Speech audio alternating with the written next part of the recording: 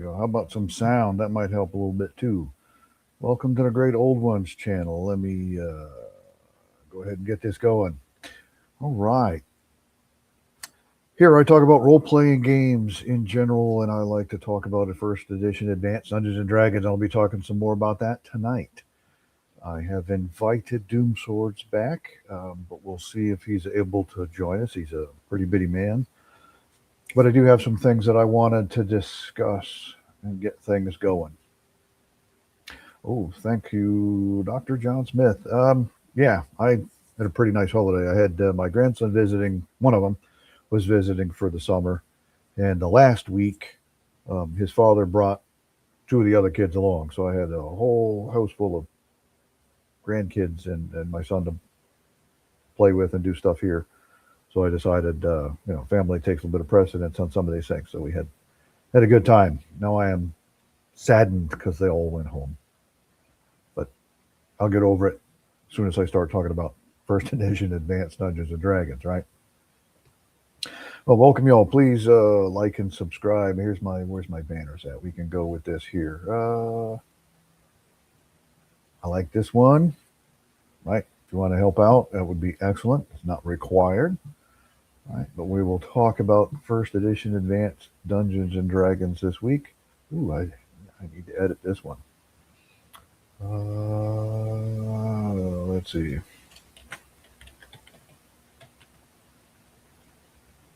I'm probably a terrible speller there. There we go.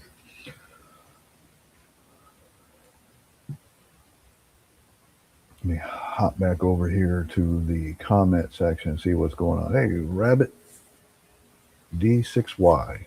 Could be Day, perhaps. All right. Welcome. Thanks for hopping in here. There's a few more subjects and stuff that we wanted to cover based on rules and stuff like this. One of the things I noticed was there's a lot of good advice in the Sage Advice column. I grabbed a bunch of those to talk about this evening, too, especially some of them that kind of contradict one another. Because just like anything else, there's myriad ways of interpreting all these sorts of things. So I'll start out tonight, though, with the magic resistance discussion. It's something I didn't understand early on. I didn't understand what all that stuff meant. Didn't really read the paragraph to sort out exactly what it was supposed to be. So let me pop this up in here. And of course, it is really, really small. I did not prepare this adequately beforehand. Magic resistance indicates a percentage chance of any spell absolutely failing in the monster's presence. It is based on the spell being cast by magic user of 11th level, and it must be adjusted upwards by 5% for each level below 11th or downwards for each level above 11th of the magic user casting the spell. Thus, magic resistance of 95% means that a 10th level magic user has no possibility of affecting the monster with a spell, while a 12th level magic user has a 10% chance. Even if a spell does take effect on a magic resistance creature, the creature is entitled to normal saving throws. So great, right? Note also that magic resistance of a creature has an effect on certain existing spells, such as Hold Portal, where it indicates the probability of the magic resistance shattering the existing spell.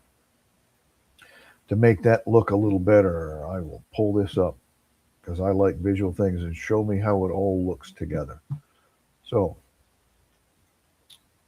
I went ahead and did all of this for my game so that I could present it. And it looks really, really good, right? So make a reference. Here's my mouse. Make a reference to the 10th level, right? Magic resistance of 10 at 10th level, 15. At 11, it's 10. Flipping back through the books, we can go back in, and I had it open, but there's no way of showing this because this PDF is just way too big for StreamYard. But for example, I just quickly open it up to demons because I know they all have magic resistance, and somehow or another the page fell open on the succubus. I have no idea how that happened. The succubus's magic resistance is 10%, so therefore at an example of maybe a magic user level that might actually encounter a succubus sometime or another, since they are 6 hit dice, is possibly a 5th level magic user. That would equate to, if we look on my chart here, the magic resistance of 35%. So when that wizard casts a spell, We roll against the magic resistance, compare that to this value on that chart, and even still, that monster, I hate to call it a she because it's a demon, it's a thing, right? Gets the magic saving throw as well against a particular spell if there is one involved. So, for example, your magic missile automatically hits, automatically does damage, no saving throw for that particular spell. However, it has to get past this magic resistance.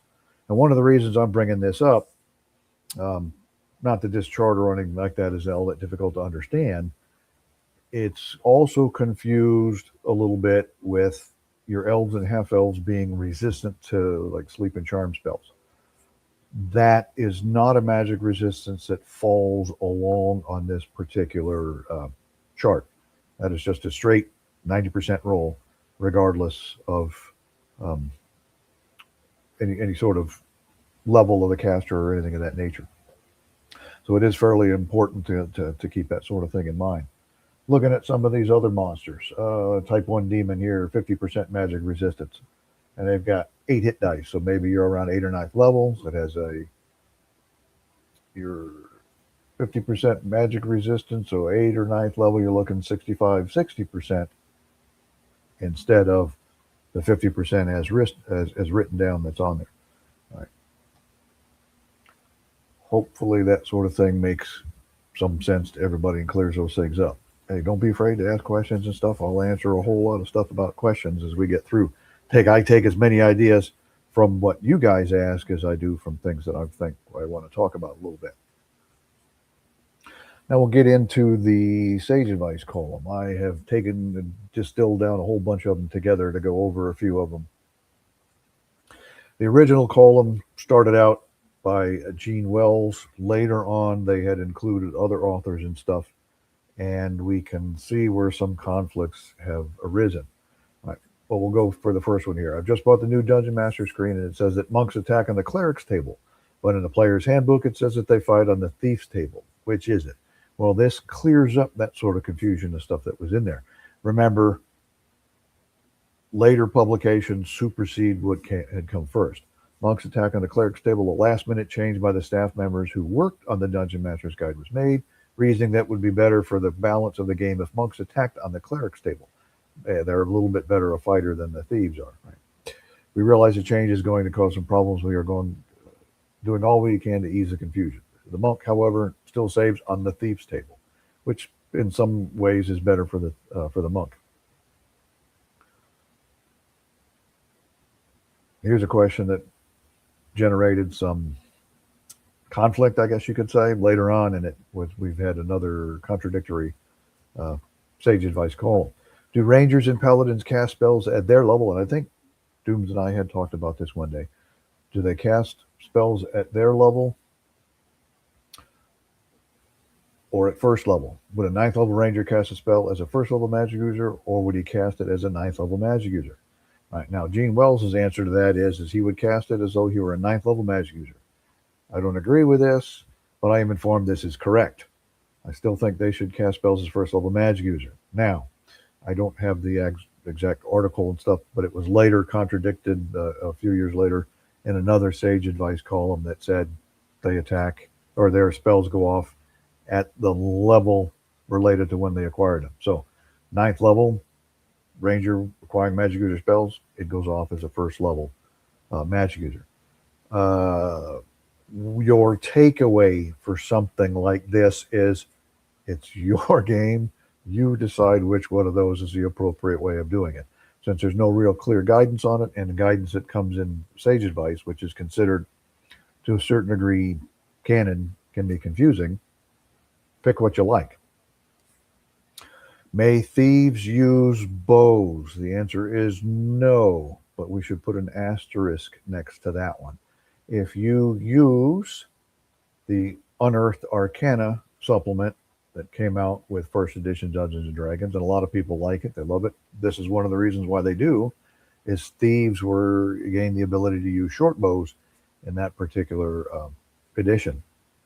There's a lot of other things in it that people like, and I think I may sit down one evening and go over a lot of the things that are in Unearthed Arcana that I like and dislike. That would be another excellent show, since it is still considered first edition, although you could kind of call it like 1.5 if you like. Can a thief wear studded leather? This is one that I had said yes to for many, many, many, many years. Right? It's leather, right? But the correct answer to that would be no. He can't move silently because the studs will click on surfaces he touches, and they will add extra weight, making climbing up walls extremely hard. Um, so the rules, the wording is specifically leather, and I think I covered this when we were talking about equipment and stuff during the character generation section.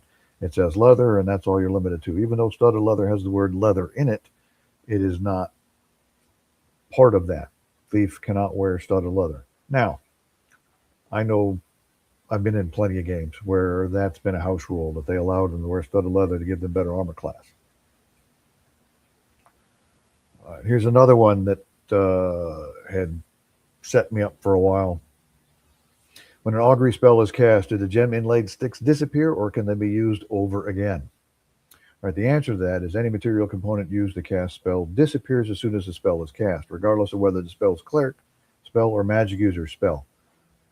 Your augury sticks can be fairly expensive to make. You're going to lose a little bit of money if those are consumed on that particular spell, especially if you use augury a lot. And in one game I have the cleric and the magic user gang up on using the identify spell. By the cleric casts an augury is against the magic user's use of the identify spell, and the big general question is this, are we going to have a favorable outcome? Right, so they're kind of gaming the system, I guess, a little ways by doing it, but it does make sense. So I let them use those sorts of things. I need to keep in mind, though, that every time he does an augury, he consumes his equipment. He may be spending more on the auguries than the magic item could be worth. On the next page, here's a nice long one. Right. How do you figure the chance to open doors if more than one character tries to do it at the same time? This seems to happen a lot, and at least in my games, because lower strength characters know they can't successfully open the door all that often compared to higher strength doors, especially for stuck doors and things of that nature. Early editions of Dungeons and Dragons, not basic so much, but original Dungeons and Dragons and Advanced Dungeons and Dragons, the operating thing was all doors in the dungeon are stuck doors for players. They require the open doors rolls, not so for the monsters. So there was a lot of failed door rolls, so characters would try to team up on them. And the answer would be that depends on what sort of door the characters are confronted with, how the DM chooses to define and describe the door in game terms, and what the capabilities of the characters are. There are no set of rules for such a situation that could possibly apply in all possible cases. The size of the door and the number of gripping places, handles it has, will help determine, first and foremost, whether two or more characters can even get their hands on it. If they can, and if the door is nothing more than an ordinary stuck or heavy door, as described in the player's handbook, then the chance of a pair of characters to pull or push open the door might be as great as a simple sum of their chances. Two characters each with a strength of 12 would have a 1 to 4 on a d6 chance together, while two characters each with a strength of 16 or better would automatically be able to open such a door. Or the chance might not be quite that great if the DM reasons that the individual characters can't each apply all their strength at the disposal for lack of good balance or leverage, so that perhaps the chance for two 12 strength characters will only increase to 1 to 3, and a pair of 16 strength characters might have an 80% or 90% chance, or at least something short of guaranteed success. We got Jorge Urebe joining us now too, John Collins and Bob Jester, Shadow Management. Great to see all you guys tuning in and listen to me blab on about first edition Advanced Dungeons and Dragons. Glad you guys appreciate it. Let's see, if you want to get really particular, it would be more efficient for characters to work in tandem against a door that pushes open rather than one that is pulled. If you really want to drill down into the weeds as a dungeon master, if they're really annoying you, you start pulling out some logic on them. The procedure used will vary according to the circumstances and surroundings, and in cases where there isn't a matter of life or death for that door to be opened in the next round of action, it often doesn't really matter what the exact chance of success might be. A good DM won't make a big thing out of it if two characters want to attack a door at the same time, unless there's something really important about the door or behind it, in which case the door would generally already be locked or magically sealed to prevent it from being breached by strength alone. Let's see. Oh, gee. Being bombarded by that last name looks awfully familiar. Well, your kids aren't around to listen much anymore, are we? No, no. I had tortured those poor kids for decades listening to me blather on about role playing games, and I've since addicted them to it. Thanks for hopping on, Jacqueline, and listening to my nonsense. Still, she doesn't have to anymore. She can just tune me out. She's got her bunch of nerds hat on. Awesome. Oh no, they're a bunch of jerks. Sorry, bunch of nerds. What am I reading? I'm a nerd reading all this stuff. Bunch of jerks. Carolina Hurricanes. Go Canes. Right. If you want to adjudicate doors, one of the things that my group likes to do, especially the Monday night group, is they have a crowbar. One of the crowbars that help them open doors, so I give them a bonus on open door checks and things like this. But one of the things in this particular paragraph is if it is not urgent to quickly move through the door, they can take any amount of time they need. It doesn't matter how strong they are. Eventually, they're going to get to go open anyway. I would use these guidelines in circumstances where they need to get through that door particularly quickly or something. And if you're banging away at a door to get through it, monsters on the other side are going to know you're coming and they're going to prepare for it. Another good question that comes up, what's the difference between a secret and a concealed door? Secret doors are constructed so that their function as a portal is not immediately obvious. False backs on fireplaces, revolving bookcases, and sliding sections of stonework are examples of this. Concealed doors are just doors hidden by an intervening object, like a tapestry, a stack of boxes, a door covered over with plaster, and so forth. All this directly has bearing on how the player character's chances of finding said doors. For example, the elf, merely by walking past a concealed door, has a 2 in 6 chance of noticing it, whereas if he's 1 in 6 chance of noticing it, or he's actively looking for it, increases to 2 in 6 chance, right? So it helps figure those sorts of things out for the game master. Good question on the bottom here. Is everything that appears in Dragon Magazine an official rule change or an addition? The answer to that is no. Virtually all of the magazine's contents are not official, excepting only those writings that are defined as official, either by their nature, such as most articles written by E. Gary Gygax, which are automatically official, or by a note prefacing the article that indicates it should be considered official. For the most part, the material in Dragon Magazine is intended only as possible suggestions for referees and players to adopt into their games if they so choose. No one is obligated to use any of the material in the magazine, but if you try something out and you find you like it, have fun with it. Well, that would apply to everything I'm reading here out of the Sage Advice columns as well. Take this as what it is. It's just some thoughts and suggestions on it. As an example of this, Monk is my favorite character. I do not really like the one that's in first edition Advanced Dungeons and Dragons, the Player's Handbook. I prefer the one that comes in Dragon Magazine number 53. So if you're playing in my game and want to play a monk, that's the one that will roll up. There's my house rule on monks. See, the illusionist spell Phantom Steed is listed as having a material component, but the component is not identified in the spell description. What should it be?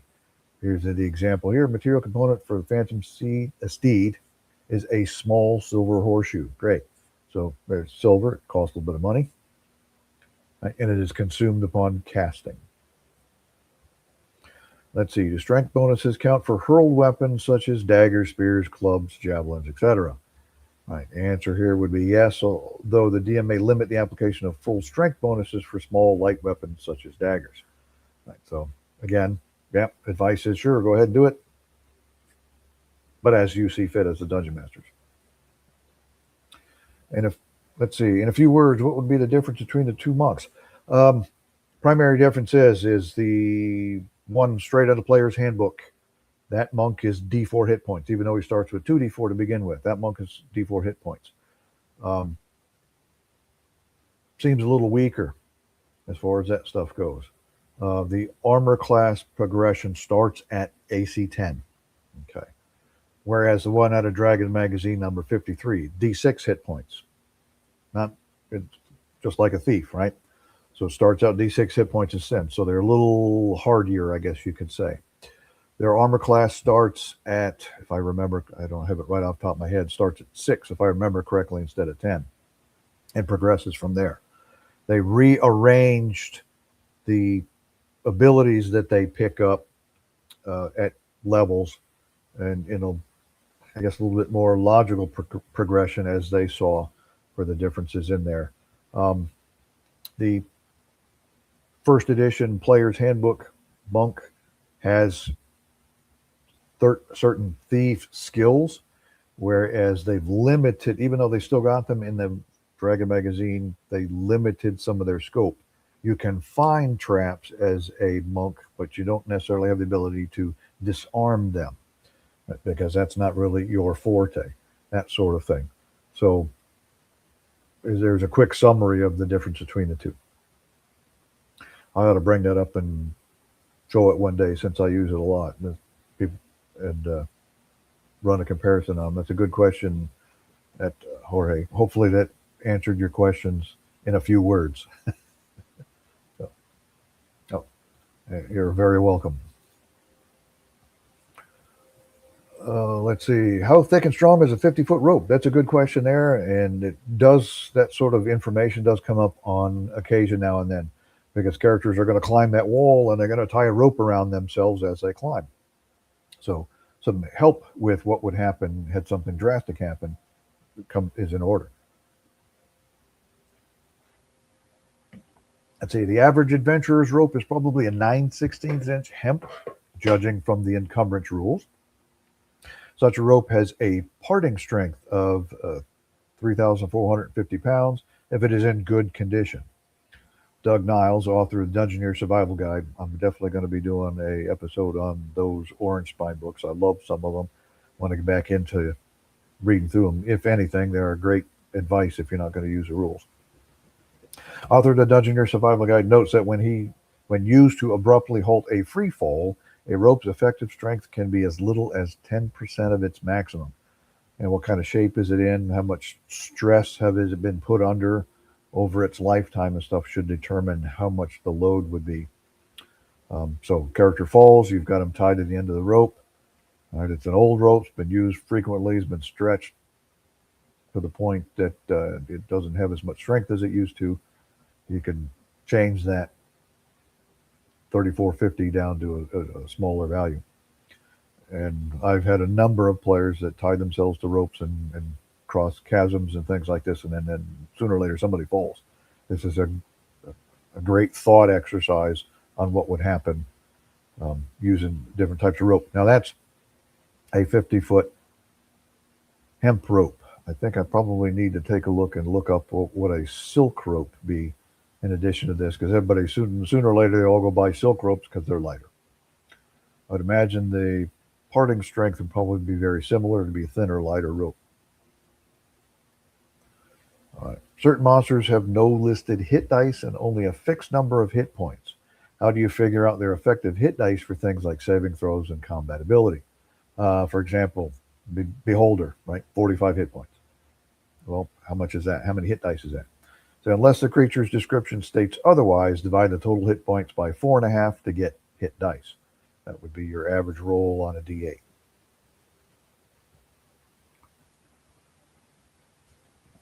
Let's see what else do I got here. Can thieves backstab or assassins assassinate with missile weapons? All right. The answer is thieves cannot use missile weapons for backstabbing attacks, but assassins apparently can do so, going by strict rules interpretation, though this is not recommended. Now, I know that has been house ruled quite often into allowing thieves to backstab, quote unquote, with missile weapons, to the point where it is even part of newer editions, just standard rules, where you have to have a weapon, and that's the name. It doesn't matter which kind it is. You can do your sneak attack damage with a any sort of weapon. Well, if you want to consider it as a back stab, you have to get up behind something and stab them in the back, or typical of brigands, they would whack them in the back of the head with a club or something, would be another way of doing the same sort of thing. That would be my recommendation, is stick with that. Thieves backstabbing is definitely overpowered, right? And to allow them to use it in more situations kind of breaks things down in their favor as opposed to the monsters. No, the player characters aren't going to argue with you if you break things down in their favor. Is it possible for a human to add more than one class during the dual class rules? Adding more than one class is not recommended except for the occasional extremely rare NPC, but it can be done. Right? They don't recommend this. Keep piling on different classes one after the next. However, you want to look at the bard. The bard is kind of an exception to that. You start out as a fighter, then you go to thief, and now your third class is a bard.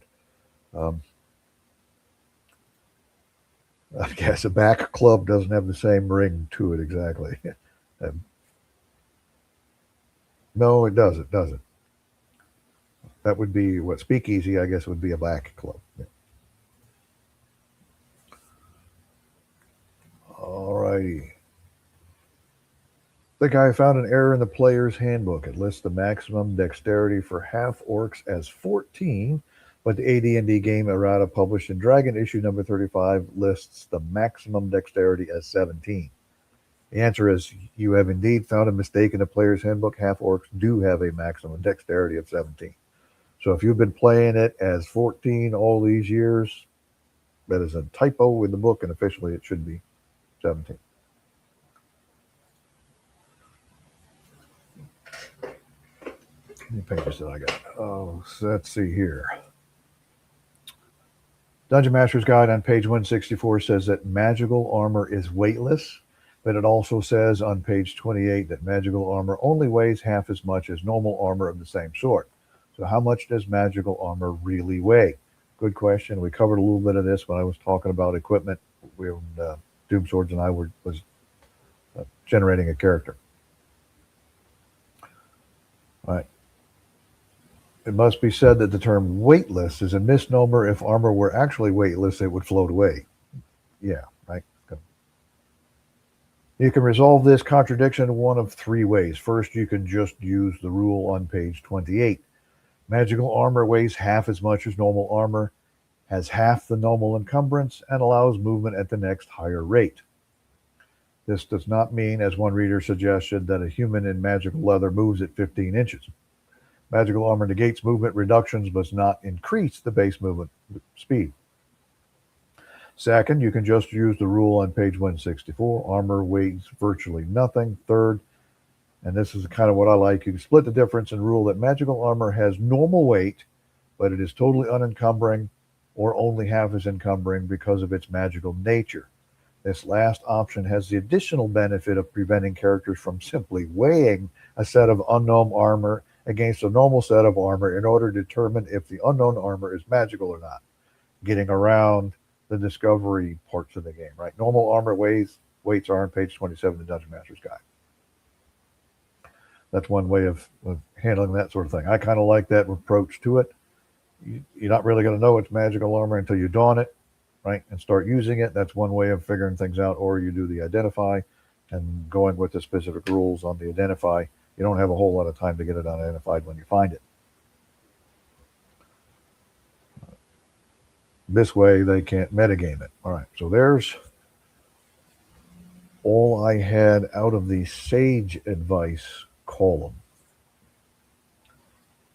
And I was hoping Dooms would hop in on here with me to help me run through some of these things, but apparently he has been pulled away for a moment. That's all right. I can take some additional questions and coming out of here. 30 minutes. It doesn't take me a whole long to go over that. Let's see.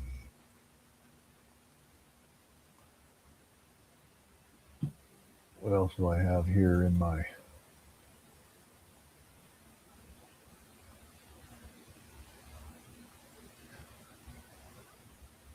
I did find this online, but I didn't like how it was broken up over 2 pages.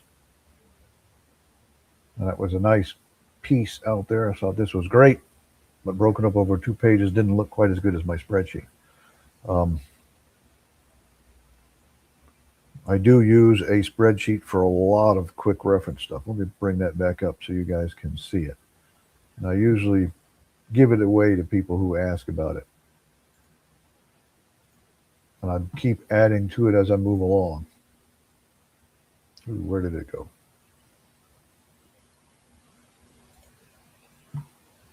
There we go.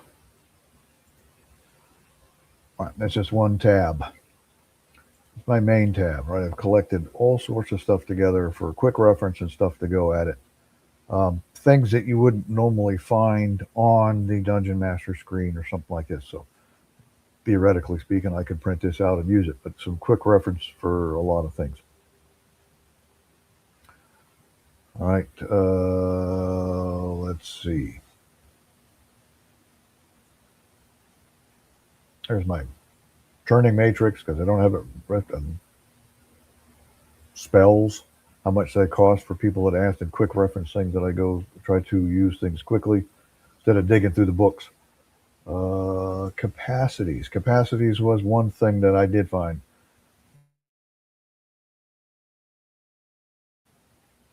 But I did find in that same errata another table on capacities, and it's listed in gold pieces and stuff instead of pounds.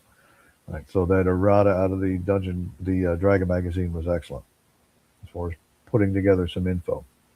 Um, Also, sticks to snake spell. What kind of snakes and stuff appears with a stick to snake spell? That was in the errata out of the Dragon magazine, so I copied that table into my spreadsheet so that when my clerics cast stick to snakes, I've got it handy.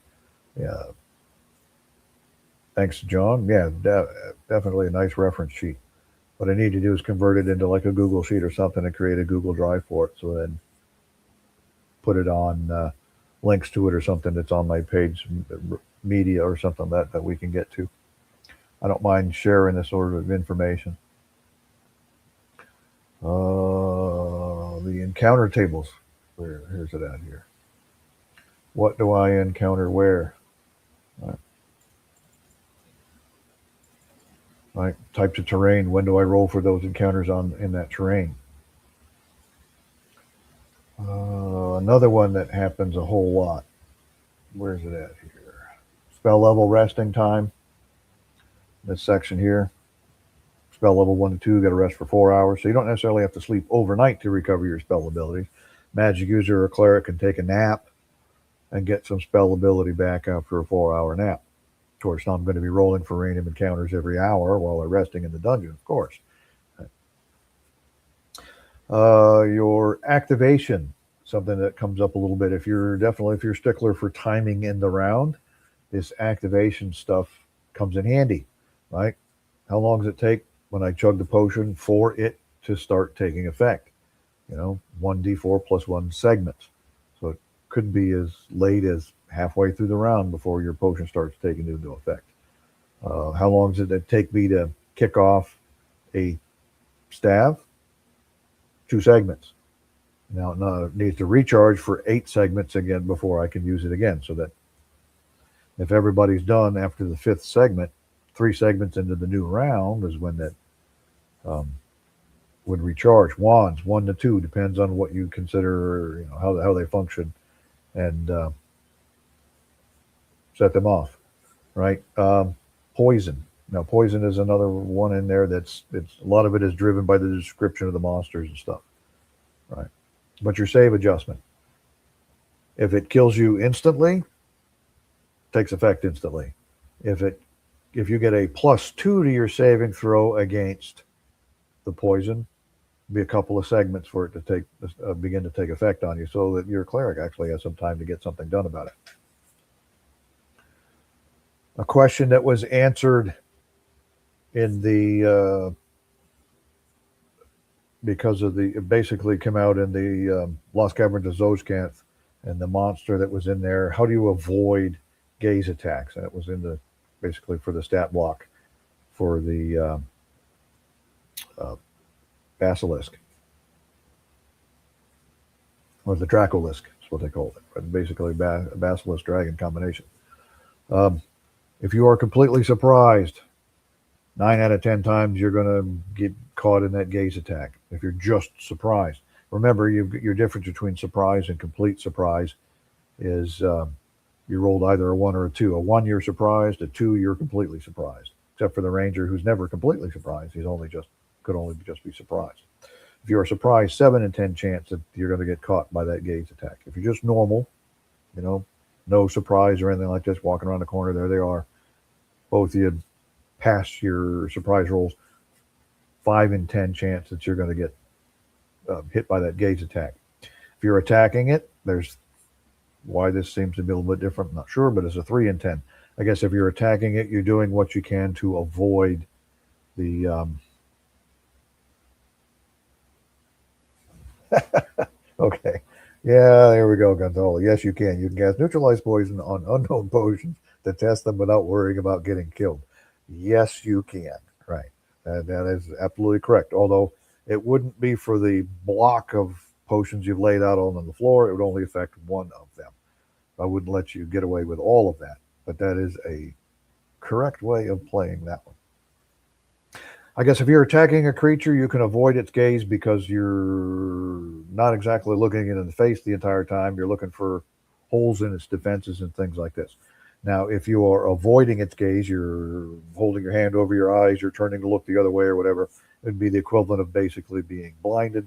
You've only got a 1 in 10 chance of accidentally getting hit by that gaze. And at that point in time, you've got -4 to your attack rolls, and it gets +4 to attack rolls against you, similar to being blinded. So this is a reference sheet that I put together for use running through games, and hopefully, let me see what I can't do about putting this together and set it up somewhere that people can get a hold of it. Let's see what else. Other sheet do I have in it? What's my sheet 3? Let's see. Ooh, sheet 3. I was putting together a reference on the different types of herbs, because it's one of the things that we had talked about when we were talking about ranger characters and stuff, was different herbs and their assumed properties or powers. I grabbed all this stuff out of the Dungeon Master's Guide instead of trying to remember what page it was on. I got it as one of my references. I've got my magic resistance table that would quickly get access to. I've got treasure types. I copy and paste all the treasure types into here. If I want to use a spreadsheet to roll all this stuff up, I've got a handy quick reference for it at a table. Although I much prefer a program to get all this stuff done for me. And then what was my other sheet here? Sheet 2. I didn't have anything on this one. Okay.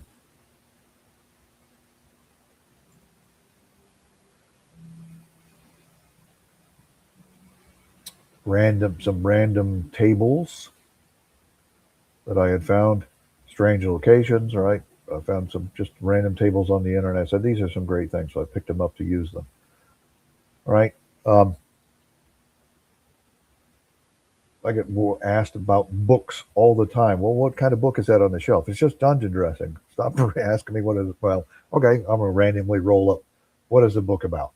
Right, the book subject, and here's a whole list of possible subjects and stuff that it could be on these books. I can have them roll or just go ahead and pull them. Handy things for quick reference. All right, let's see. And sheet 1. Here's various the monster determination table. Don't always have my Dungeon Master's Guide with me everywhere I go to run. I could run everything I need to basically off the DMG adventure, the Dungeon Master screen, as well as just some of these spreadsheets. And I did put down a bunch of the first level spells when I first run characters out at first level, was rememorizing all these things. So I had a quick reference for casting time and duration, and whether they had verbal, somatic, and material components. Eventually, I'll probably get around to putting all the spell levels in quickly like this for a quick reference, since I like to do things related to timing, um, running my games. And then whether or not they have verbal, somatic, or material components kind of helps a little bit too for things like silence. Um, all your stuff was stolen from you. You just come out of the pond. All your stuff is wet, and all your material components are trashed. What spells do you have remaining that you can cast because you don't have material components left over anymore? So I was putting together that stuff to help me with that instead of flipping around the book to try and find each individual uh, thing on each individual page. As I'm getting old, I like things collected in front of me in an easy to use reference. All right.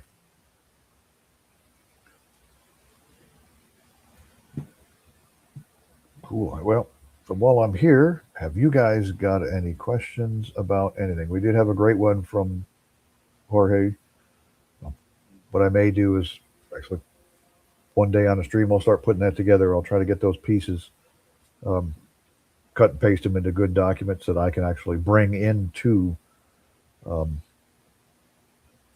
the stream, because you can only fit certain size PDFs in here.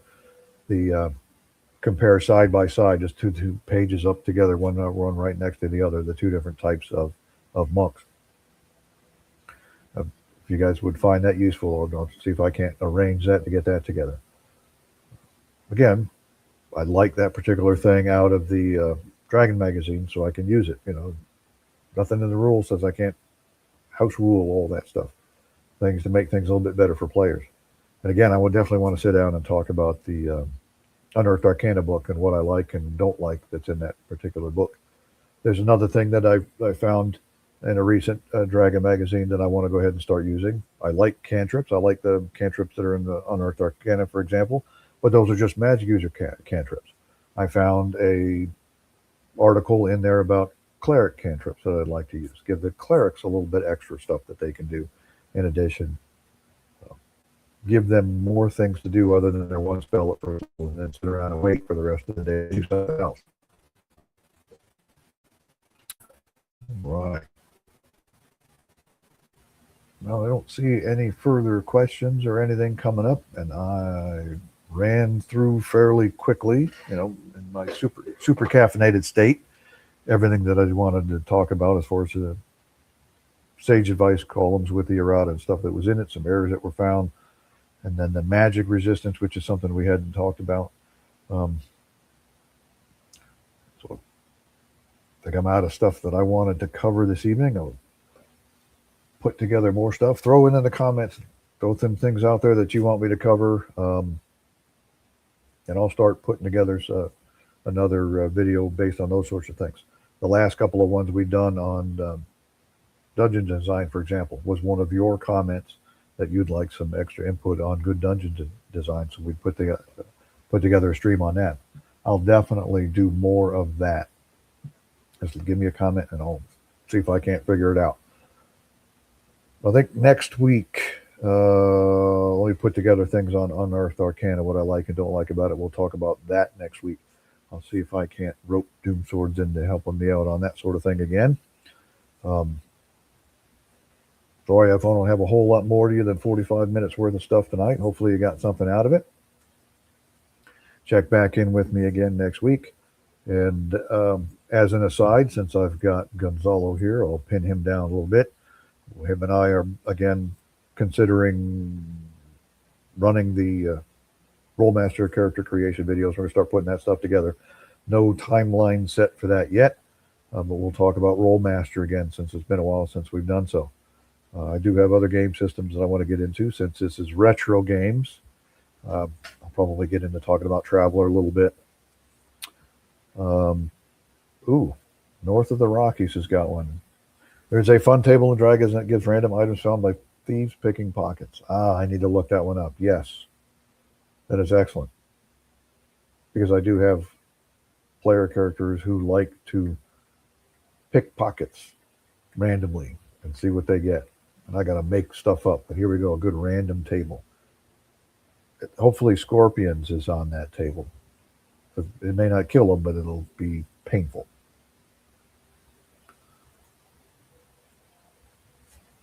All right.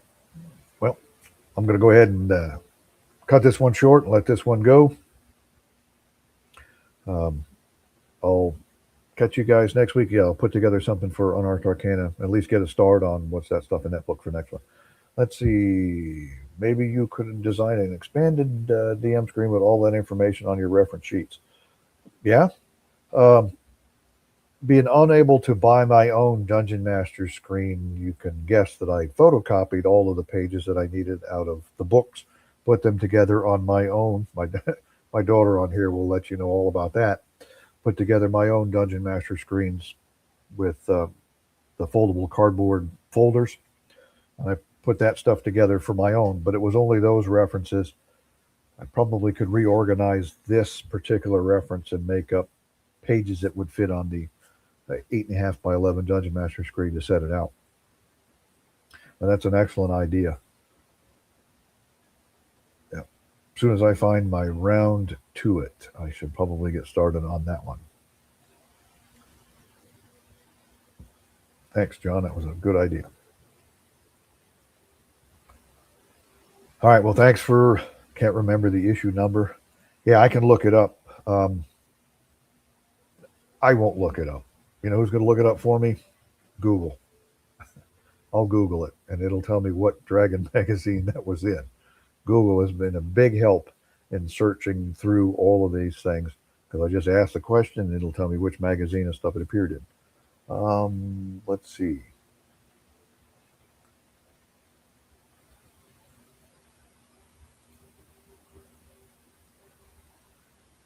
The GM in my Secrets of the Weird Wizard game made his own screen. Yeah, sure. Why not? You know, put together your own Dungeon Master screen based on what you find useful. Now, if you're using first edition, the encounter the combat tables is always going to be very useful to have them handy reference, right?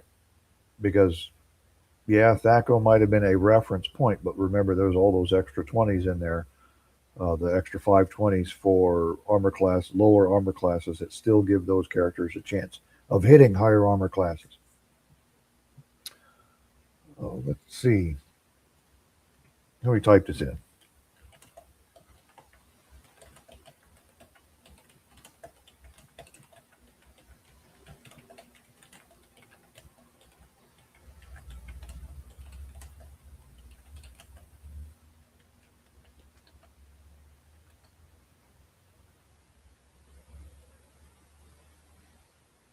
All right. Definitive article featuring random generation charts detailing exactly what thieves find when picking pockets is titled Pickpockets by Todd Borth. It was published in Dragons Magazine number 104, December 1985. So let me post that in the comment here.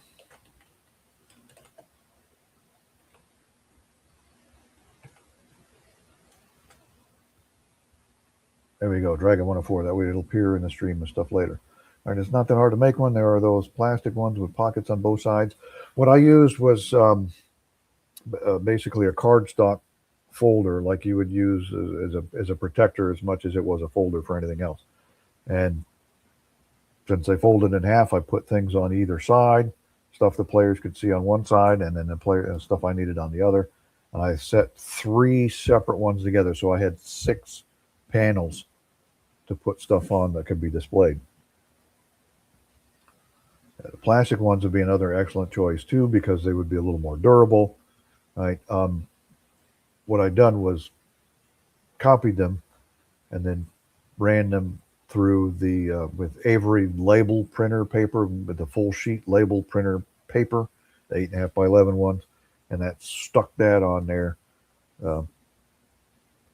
Took a little bit of labor to get it done, but there we go. You can do that same sort of thing now. That paper and these printers and stuff is a whole lot cheaper than it was when I put that stuff together. Let's see. I actually have a round pin that says "to it." Can't get around to it. Now you have one. Excellent. Yeah. Cool, thanks. North of Rockies, sure. Yeah, I know you remember it. Glad you brought it up. Remember it, but I quickly jump on Google and tell me which one it is. I'm definitely going to have a look at that one and see if I can't cut and paste that into my spreadsheet over here and add it to my reference. Thanks for the idea. That's an excellent idea. Appreciate it. I knew you guys were useful for something. Yeah.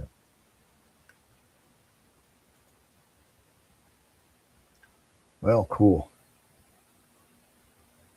You guys got anything else? I'll see what I can't do about answering questions or other. Let's see. Yeah, here we go. Tracy Let's do the artwork on the DM screen.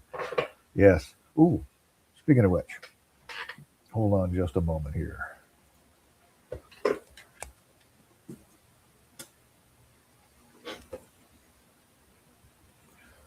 I don't know how well you guys can see that. Is it coming up at all? No. There it is. One of my pride and joys here. Let me tilt it away. The Mind Flayer Funko Pop signed by Tracy Lesh. It's awesome. It's a prized possession of mine now. Won that at an auction at the Dungeon Delvers Guac a couple years ago. Awesome. Nice piece of equipment. I don't really collect Funko Pops, but I want that one. And the only other one I really want is the gelatinous cube. That has got to be one of my very favorite monsters of all time is the gelatinous cube. I like the hazard monsters more than I like anything else. Gelatinous cubes, mimics, green slimes, ogre jellies, uh, black pudding, all that stuff is my favorite stuff as far as monsters and stuff to go because it's, back in the 70s and 80s, Jello was terrifying, right? So, if we all chipped in, we could commission an illustration for a DM screen. But the whole point of the DM screen is I want to put information on it that we can see. Yeah, it would be nice to have artwork for it, but I don't want to cover up that artwork with the information. Maybe not so much commission an illustration, but commission them to do border art around the tables. That would look good. Yeah. As soon as Wizards of the Coast puts that stuff into Creative Commons and we can freely do that, that would be an outstanding thing. It'd be a lot of fun. Because one of my favorite, and we covered this when I was talking about the random and dungeon tables. Some of my favorite art out of the Dungeon Master's Guide is that little border art, the stuff that's on it. Let me see. Where is it at here?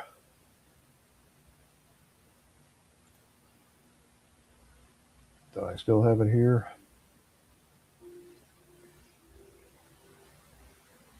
Oh, I don't know where that picture went.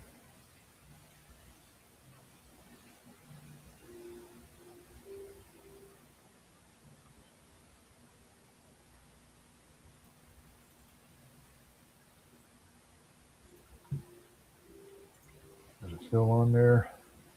Yes, here it is. Presenter invite. Key slides PDF. My computer.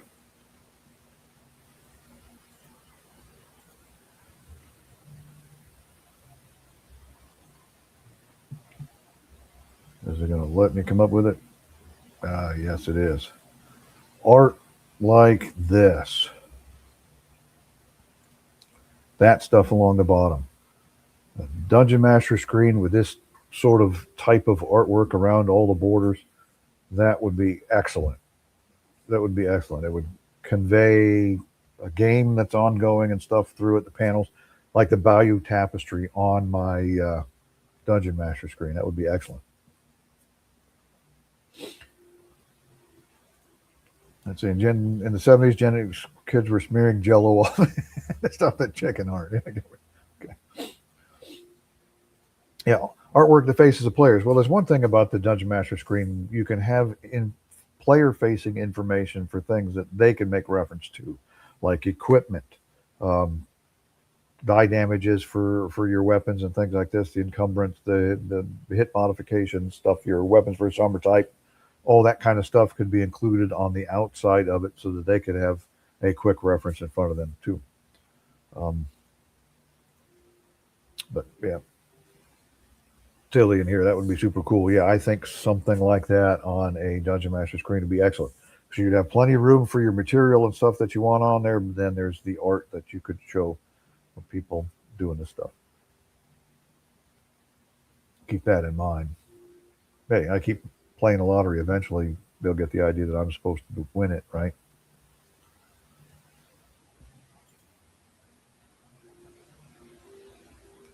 Darn, we stretched this out to almost a full hour talking about nonsense. This must be the Seinfeld show, hour of nonsense, right? Let's see. Dungeon Crawl Classics is a DCS. Is that what? Is that Dungeon Crawl Classics? Which one is that one? DMG Bottom Border at the Archies is my favorite. DCS. Uh,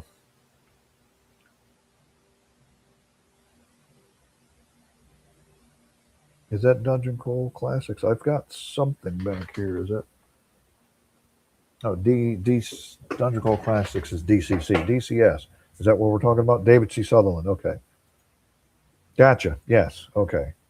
Not the issue, but the artist. David C. Sutherland's art at the Bottom Border Art Series is my favorite. Yeah, he's got some excellent art.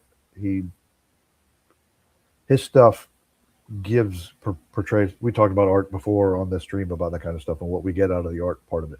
There's this you get some emotion when you're looking at that kind of stuff, and there's a story, the stuff that goes with it. You know, they say a picture's worth 1,000 words.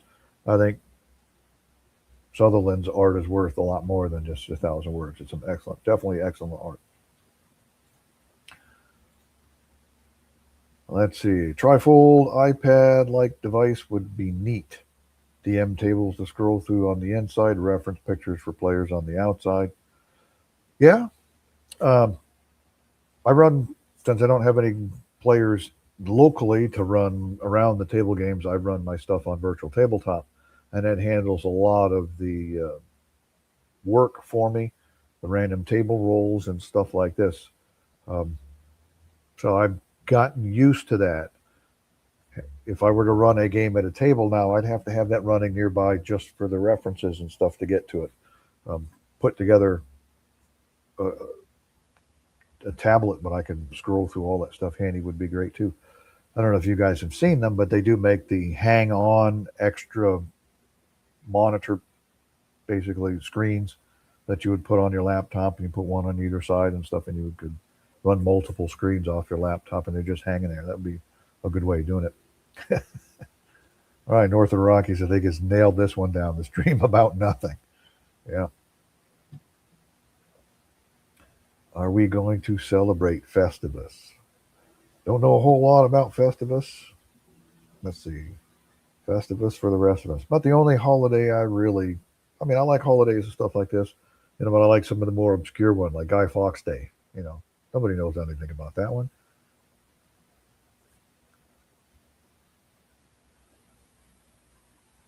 All right, Festivus for the rest of us, Jorge, and then exactly.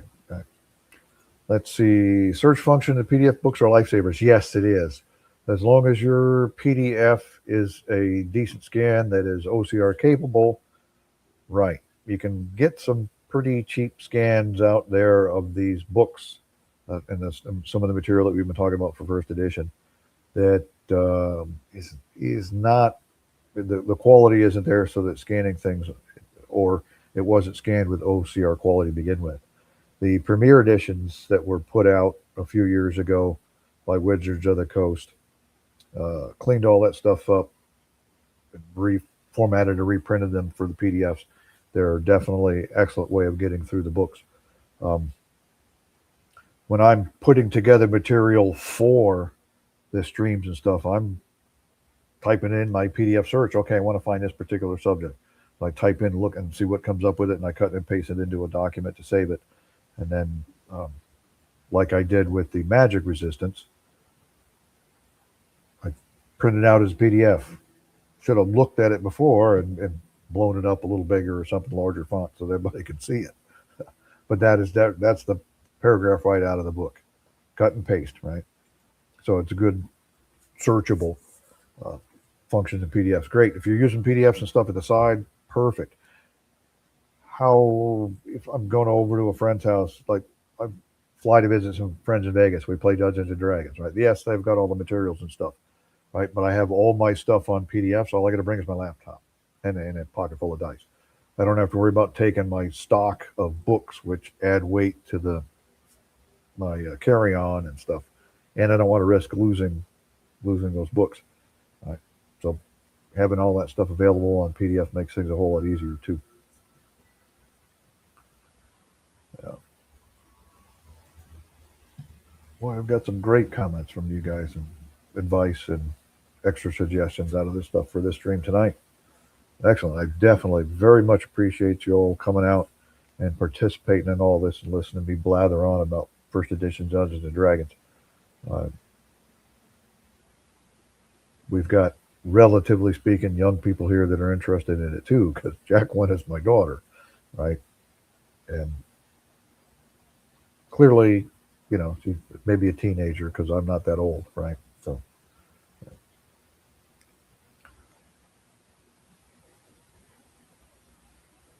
well, we don't see too much more coming from you guys, so hitting up a little over an hour here, so I'll go ahead and set this aside and end this. Leave comments and stuff. Please like and subscribe. Help me with this channel stuff. Help me get it recognized. Help me get it out there. Get other people coming in, listening. Drag younger people into the first edition world, kicking and screaming. And then, no, you haven't. Yes. All right, very good show tonight. Yeah, she has the right to call me old man. I turned 60 last month. Yeah. And I loved having my grandkids and stuff out here. And her brother came out to have a good visit. Yeah. Thanks, Bob. Bob Jester. Excellent. Appreciate you having you here to cheer me on and all that stuff. I'm going to go ahead and we'll cut this loose. We will catch you guys next Thursday. I'll start compiling stuff together for look into Unearthed Arcana. I think that's something you guys would be interested in as well. So I will put all that together, and next week we will jump back on and talk more about Unearthed Arcana, what I like and what I don't like about it. So thanks a lot for joining me here on the Great Old Ones channel discussing all of this stuff. And I will see you guys next Thursday. Thanks again.